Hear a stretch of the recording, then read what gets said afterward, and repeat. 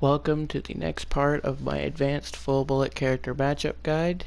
Today's episode will be Froppy. It's important to note that with Froppy is that she doesn't have particularly good matchups in a 1 versus 1 and will tend to go for fights in a fight where she has the advantage, such as her being full health and you're not, or go for the fight where her teammates are. So Froppy will not want to play a fight when it's at her disadvantage. She will want to play it in a different way than that. So fighting Froppy one-on-one will be something you will almost never do. Though it's still important to understand the matchup, as your character will be very good at dealing with Froppy due to your high alpha damage output. Froppy has a lot of things that she wants to do, but the main thing Froppy will do is attempt to support her team, which she is pretty good at that, and she will also want to pick off weakened targets, which she's also really good at that. But in one-on-one, she's really not. The main things that you will want to look out for with her is her alphas, which she will tend to only want to use in the air, as the grounded poke like this will leave her very vulnerable to alphas from you and from other people, while also taking away a mobility option. Froppy tends to not want to go for that. Froppy will instead probably go for the aerial alphas, which hit the same amount but leave you much less vulnerable to attacks. This doesn't mean you can't punish her for going for these, however. I would suggest trying to land alphas on Froppy whenever you can, since your alphas will pack quite a punch, being able to nearly 4-shot her, which can be huge. Second thing Froppy will really want to do is the beta-beta combo. This is something that you will only really be able to avoid by rolling, and as such should roll. If Froppy goes for beta, you should predict, roll, and then punish her with either an alpha or a beta of your own in order to take advantage of the ending lag that she has on that move.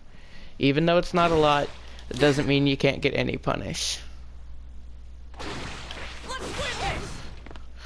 Even if the Froppy rolls there, your beta will still track to them. So you will hit the Froppy no matter what. Well, not no matter what, but it is hard for the Froppy to avoid a beta or alpha punish if she misses a beta. It's also important to note that Froppy's beta will go through your wall. This is true with almost any AoE in the game, so I'm not exactly surprised that it does this.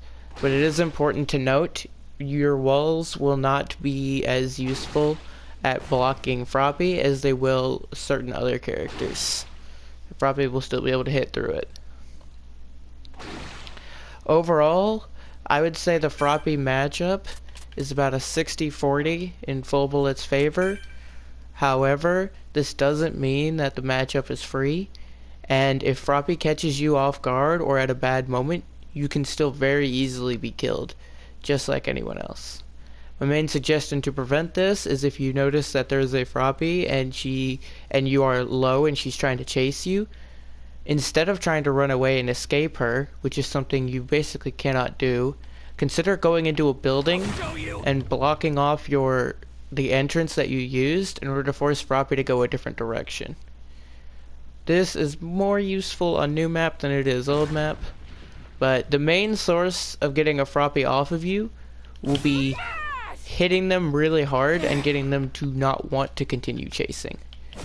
Most Froppies, if they are good, will probably run after getting cracked if they don't have a serious advantage. And most good Froppies will likely run if you crack them and get them in range of one more good hit. Like in this scenario, one beta would kill the Froppy, so the Froppy would probably try to run here. So this will be your primary way of getting a Froppy to stop chasing you, is to make it risky for them. It'd make them not want to continue chasing, else they risk a death.